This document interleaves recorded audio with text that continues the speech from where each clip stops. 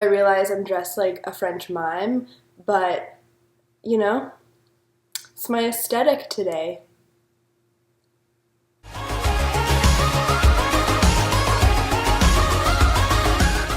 Hello, J-Bays! This week, something very exciting happened. Not personally to me, but just in general. The 1975, they released their new album, and I know that neither of you care, so you don't like them, but listen to it a little bit, and it's a lot different than I expected it to be.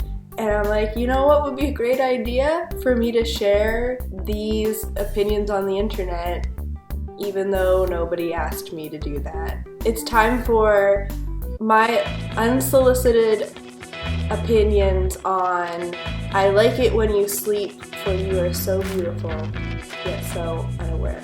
There are a lot of inappropriate themes, language, and all of that stuff, so if you are young and sort of impressionable, use your discerning brain.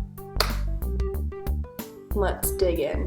The 1975. I really like it because it's very cinematic. There's a little pause in there and you're like, whoa, love me. This is just basically like straight up 80s influenced, very David Bowie-esque jammy jam. I showed it to my parents and they liked it, and so it's got that going for it. Interesting critique on celebrity culture though. Next up is ugh, with an exclamation point.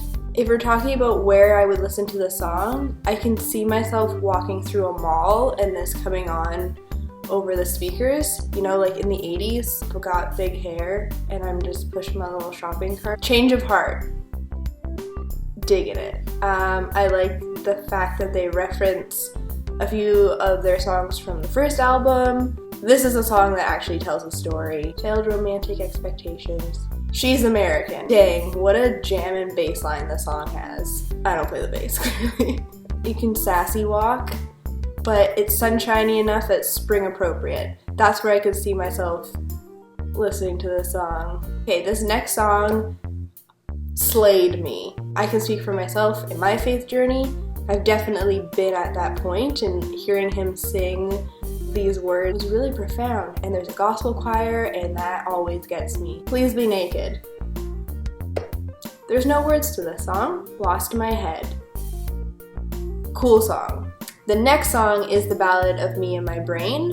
A little bit humorous, and it's a little bit self-deprecating, like he's laughing at himself, like, I lost my brain, what am I gonna do? This is my favorite song off this album. Well, okay, I know it's the bass line, I know it's the synth, because those two things are the way to my heart. It's just good when you kind of want to be like, love, romance, loving someone.